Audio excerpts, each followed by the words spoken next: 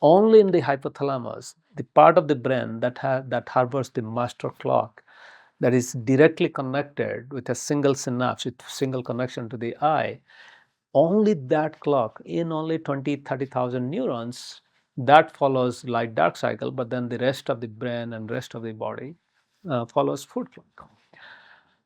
And by that time, people, circadian researchers and others, had enough data to think that having a strong circadian clock can help you to prevent, manage, and treat many diseases.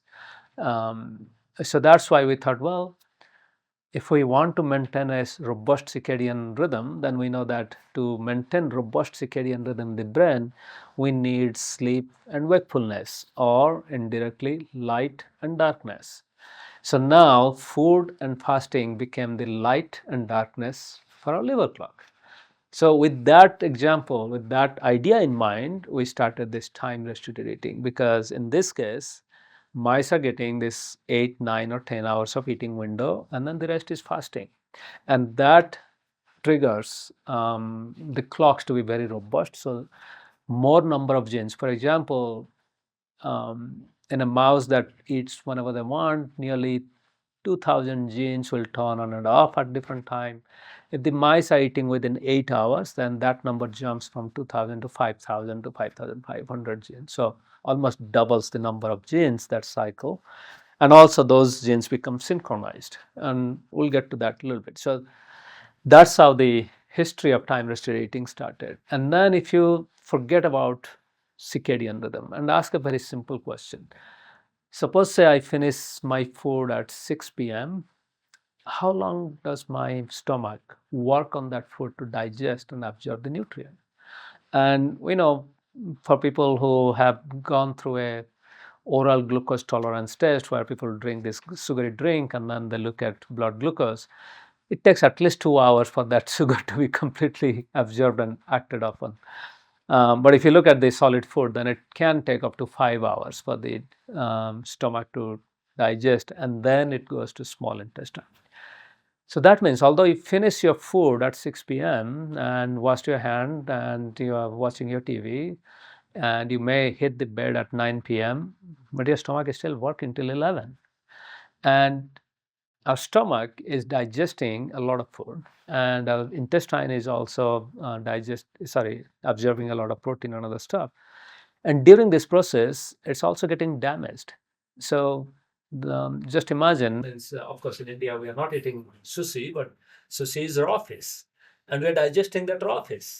And our stomach lining is just raw meat. So in a day, we damage nearly 15% of our stomach lining, somewhere between 7 to 15%. So that means in every 7 to 15 days, just like a snake, we are replenishing our stomach lining. So that means every night we have to replace nearly roughly 10% of our stomach lining. Now imagine, you cannot repair a road when the traffic is still going. Of course, in Bangalore, you can try that, but in most countries. So similarly, when your stomach lining is getting repaired and there is food, then that repair process is not complete. So that can lead to undigested food and maybe bacterial LPS and another stuff that can get into your circulation and can cause inflammation, low-grade inflammation. So we are not talking about anything about circadian rhythm. We are just talking about a very simple idea that you eat and you need 4 to 5 hours, and only after that the repair process will start. So now imagine if you eat at 10 o'clock at night and then you're going to bed at 11, then your food is in the system till 4 or 5, because there is another caveat. This is where circadian rhythm comes in. So circadian clock actually slows down your digestion and absorption and also peristaltic movement of the small intestine when we sleep. So for the food to move, food is actually not moving by gravity here. There is contraction and expansion of the muscles, so that process slows down. So that means if you eat at 10 o'clock and you're going to sleep, it doesn't take 5 hours, it actually takes 7 to 8 hours for that food to get digested properly. and that entire time your lining is not getting repaired, and then you wake up and then the first thing you do is have a cup of tea with a biscuit and there is no downtime for the stomach. So this is one way we can connect how um, eating at the wrong time or eating very close to bed can affect your digestive system and can be linked to dysbiosis and also some chronic inflammation.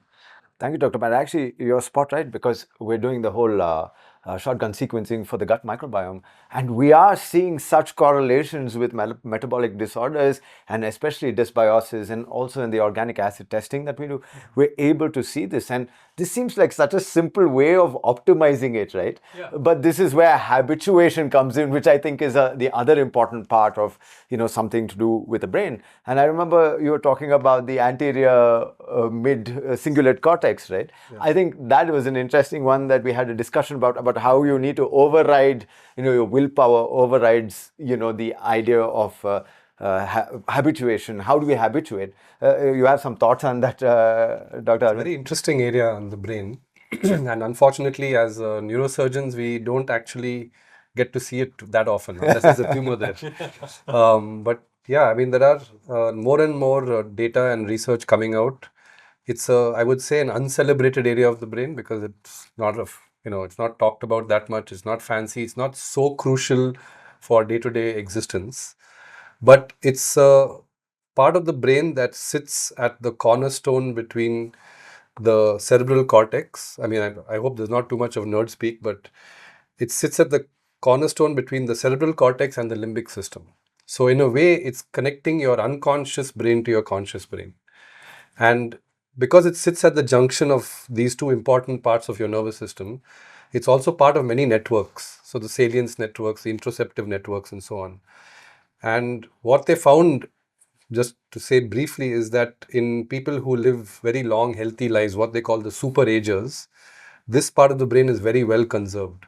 So clearly it's got something to do with longevity, with preserved cognition in later life. So we still have to unravel a lot of mysteries behind it, but it seems like a very exciting part of the brain to be thinking about. The reason I brought that up is quite interesting. We have all these clients that we see. I mean, even if you give somebody a piece of information, the ability to change that into a habit is quite difficult. And I know you did something phenomenal with the app that you developed, and that'll be great to talk about it, because it basically drove people to habituate, or at least document so they could change something. Was that the thinking behind it? Yeah, so even the wearables and all this stuff, these are so let's go back to habit. So for example, for most of us who have hair, we get up in the morning and then most of us, we stand in front of the mirror and then we comb our hair. You actually don't need a mirror to comb your hair, but what the mirror does is it feeds back how we look, and we need that feedback how we look. So similarly, what we found was most people thought that they're eating within 10 to 12 hours, and we needed to show them the mirror. So then we asked, well, do very simple thing, download this app, it's called My Circadian Clock, and then just log whenever you eat. And in the first version, even now also, they can just take a picture of the food. They don't have to even say what they ate. They can say breakfast, lunch, dinner. Okay, they just say food, tag it. And in that way, you reduce the friction or reduce the how much initiative it takes to log how much you are eating and what you are eating. And then what we found is after 2 to 3 weeks of monitoring, what we find is less than 10% of people eat within 12 hours or less. So that means they were thinking that they're eating everything within 12 hours. It's like me thinking I'm really handsome until I stand in front of the mirror. Then I realize, oh my God. So that's exactly what happens by looking at wearables. So when you ask somebody to take out their wearable data and see how they are sleeping, then they will also see it. So I think that feedback is important. Just like presenting ourselves, looking good, dressing up well, we need that feedback. Similarly, for when it comes to health, that feedback is important to some extent. It doesn't change your mind. So then the next thing is mindset. You need to have the mindset to live healthy, and that's a very difficult part, because people always want the immediate. They're responding to immediate needs, they're responding to challenges in daily life. I mean, when they have to stay at work till 9 or 10, they just can't say, hey, Dr. Panda told me I have to go home and then eat. There's no way that person will keep the job. So this is the immediate thing that's affecting. Or in the morning, when the kid has to get up in the morning and go to school, even though you had only 4 hours of sleep, you still have to drag yourself to send them.